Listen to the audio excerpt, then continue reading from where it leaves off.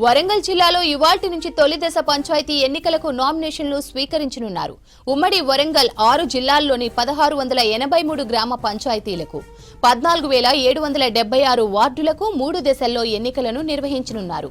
ప్రతి మండలంలో క్లస్టర్లను ఏర్పాటు చేశామన్నారు వరంగల్ కలెక్టర్ సత్యశారద. అభ్యర్థులు వారి క్లస్టర్లో సూచించిన పంచాయతీలలో నామినేషన్ వేయాలంటున్న కలెక్టర్ సత్యశారదతో కృష్ణమోహన్ ఫేస్ టు ఫేస్.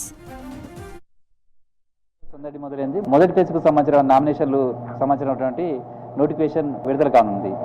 ఇప్పటికే అభ్యర్థులు కావచ్చు, ఆశావాహులంతా కూడా తమ ప్రయత్నాలు చేసుకుంటున్నారు. అయితే పార్టీలకు సంబంధం లేకుండా జరిగే ఎలక్షన్స్ కావడంతో ప్రతి ఒక్కరూ ఇండిపెండెంట్గానే చూస్తారు.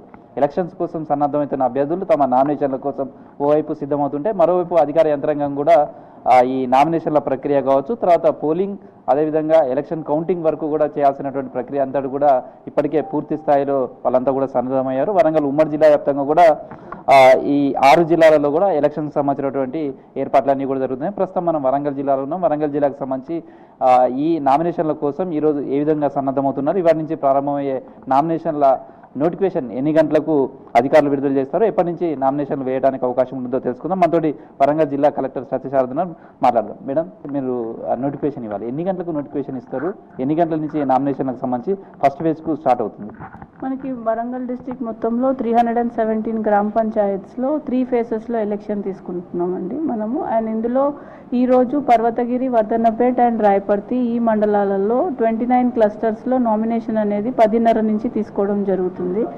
అండ్ ఈ క్లస్టర్స్ అనేవి మనం ఎలా ఏర్పాటు చేసామంటే 2-3 గ్రామ పంచాయత్ని క్లబ్ చేసి ఒక క్లస్టర్ అయింది. సో అలా 29 clusters in these 3 mandals, 91 GPs ఉన్నాయి ఈ 3 మండలాల్లో. వీటిని క్లస్టర్ వారీగా ఒక దగ్గరికి తీసుకొచ్చి ఆర్ఓ, ఏఆర్ఓ అక్కడ అవైలబుల్ ఉండేటట్టు గ్రామ పంచాయతీ వారీగా ఆ క్లస్టర్లో అక్కడ మనం ఈ నామినేషన్స్ అనే పేపర్స్ ఫస్ట్ ఇవ్వడం జరుగుతుంది. ఎవరైతే ప్రాస్పెక్టివ్ కంటెస్టెంట్ ఉంటారో వాళ్ళు వచ్చి తీసుకొని వెళ్ళేదానికి ఏర్పాట్లు చేస్తున్నాం. అదే కాకుండా నిన్న మనము ఊర్లో టామ్ అనేది ఇప్పించడం జరిగింది. వాళ్ళు నామినేషన్ ప్రక్రియ క్లస్టర్ ఏ విధంగా ఎక్కడికి చేరుకోవాలి అనేది వాళ్ళకి మనం చెప్పడం జరిగింది. సో అకార్డింగ్లీ ఎలాంటి డౌట్స్ లేకుండా వాళ్ళు ఆ క్లస్టర్ సెంటర్కి వెళ్ళి వాళ్ళ నామినేషన్ పేపర్స్ తీసుకొని ఫర్దర్గా డౌట్స్ ఏమన్నా ఉంటే అక్కడ ఒక హెల్ప్ డెస్క్ ఏర్పాటు చేస్తాము. వాళ్ళు ఆ హెల్ప్ డెస్క్లో 2 మనుషులు ఉంటారు, వాళ్ళ నుంచి ఆ డౌట్స్ క్లియర్ చేసుకోవచ్చు.